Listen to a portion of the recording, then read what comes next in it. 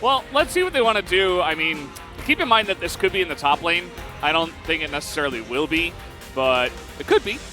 Just leaving that out there. I know nobody wants to see top Karma. Cassante is available. Actually got banned in game number 1 by T1. But when you look at teamfights, Orianna does a couple of things. She provides reliable DPS. She enables Vi, because if you can get a Vi ultimate with an Orianna ult off, it's a great combo. Maybe Owner looking to change it up, maybe a little bit more gank-oriented in the mid-game as an exhaust used as Guma and Keria are angry. They even get but this should also be known to T1 that this is coming, that they need to get out of there. Oh, leave those ranged minions. They were like getting in there to try to harass the Lucian, but it looks like they should be okay. Cuz just going to try to back them off. They could potentially hold it. Mini. Again. Not going to. Here comes the Vi. Up on the top side, gonna hit that one. Keen holding onto his flash for next game, and that is going to be first blood given to the Vi. Well, now he knows. No, though. Yeah, I think Cuz is the piece out. The moment they realize Faker is missing. Will things happen, Veldas? That's the question. I think they will. Generally, you know, this game is made to have things happen. As a nice little lockdown in the ult from Faker, he's going to have to try to flash away, perhaps, as he's trying to get over towards the UV. Is going to get a nice little heal as now BDD might be the one that has to flash. No, the turnaround as Cuz tries to take out Faker and fails. He's got a tiny little shield, and the heal from Lens is enough. As BDD will pick up the first blood. Side Nami would have been better as Faker. Oh boy. Okay, he's going to have to flash. Thought maybe he had used it in the last fight. Nope. Chicken soup, so that's kind of the point. Not all chicken soup has chicken.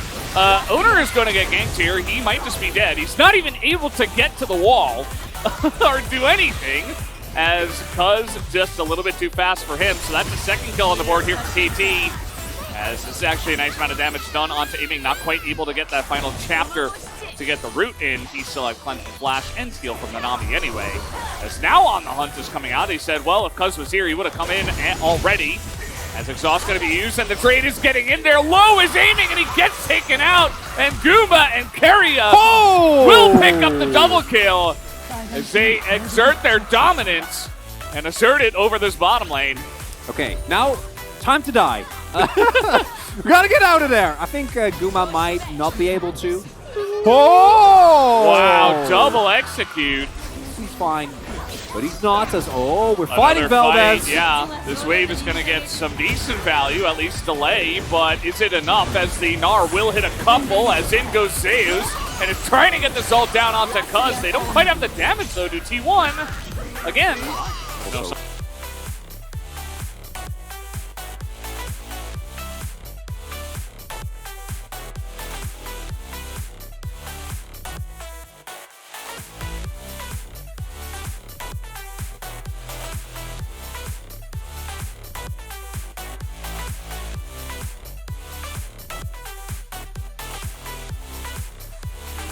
expect at this point from these guys. As Owner's alone in the jungle. While I say that, he's got a cat on the back. As in KT go once again to challenge this red buff. Cuz might have to be the sacrificial lamb as a nice ult comes in. Guma and Keria are really playing according to the limits of the champions. As this, unfortunately, Owner holding on to his Q, or unfortunately for KT, rather I should say.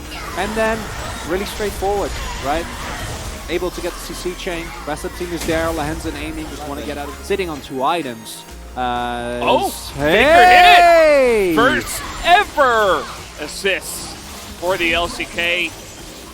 Congratulations, he has passed Gorilla. Well, I suppose he's about to, as he has tied it for now. As here we go, we got a team fight. In goes Cuz, but hesitates a bit, backs away before going in with the Cyclone. A huge Faker ultimate gets 2, but immediately the turnaround comes in from KT. Is aiming. It's getting dove on the backside by Owner here on the right side of this fight. They're not quite able to get this Lucian, and Aiming will take him down, but take a look at the top side. Guma also kiting it out very well, trying to take down Keen, and Faker is just barely able to get in there, aiming a little bit too low to actually continue on the fight. Aiming, you gotta get out of there, buddy. That's Cassante. BDD is all alone. He is gonna flash and actually take out Faker with the Dunkarino. The Montague will pick up the kill. Does he have to pay for it with his life, though, as overcomes Keen? And the Mantra W is enough as Guma, he's got a cat on his back, I know you're Let's a salty, talk about Sivir again. I know you're a salty Orianna player, but okay, oh. I mean, they should have expected this, but maybe they're just waiting for it as in goes Cuz way too deep alone. He's got that second Cyclone. And all the TPs coming in, T1 are like, yeah, cool story. Now your jungle is gone, and we're going to go for a T1 Baron. As you were saying, you should be ready for that. They were. T1 very clearly had their fingers on the trigger, ready to go and punish KT when they try and look for such a play, although Faker... Faker, he should be okay, though. He's able to get away. He's got a Yuumi on his back. As this Baron is getting to about half health at this point in time. Aiming's alive. Aiming is alive as Ingo saves, trying to 100 to 0 the Keen, and he will go down, so no Gnar is going to come in, and Zaves is just a monstrous tank at this point in time. And I think that is enough to push away KT. Lahens is just dead. He's alone, and he's that all the time. I want you to first pay attention to how quick T1 knows this, right? Like, this is such an obvious base. Cuz is ready, the double TP immediately, or Owner Redder is ready, the double TP immediately channeled, and they're T1. So they're going to make a go for the Baron. I want you to pay attention to Zace's movement here, because he soaks so much. Faker is already relatively low, right? Sidesteps the bubble, goes in, gets the 100 to 0 just before Mega is hit. Together with the help of Owner, then goes back in. T1, you know they're staring at that timer as aiming. You see massive chunk and Faker finishes it off.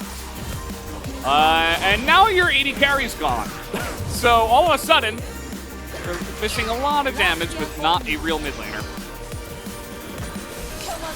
Faker's TP is clearly baiting someone to walk up to him. BDD says, okay, I'll take that bet. Okay, I mean, it's... Zeus is just running at them. He is unkillable. Nobody can kill him, especially with aiming not here, so Lahens might just die.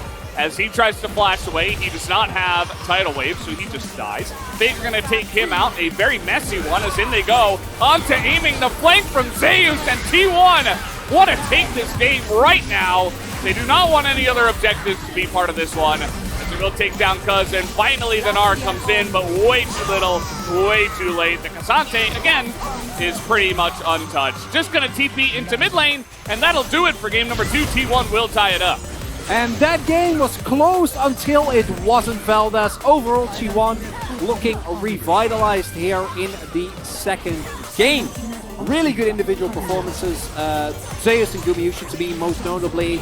Both of them really popping off. But while all of that happened, Faker's also sitting on a 5-1 and 7 scoreline. And maybe there's a little bit of hope for an Orianna main after. Just be Faker. You know, just be the best player of all time. No big. Played it really well. Can make it work. Worked out for them.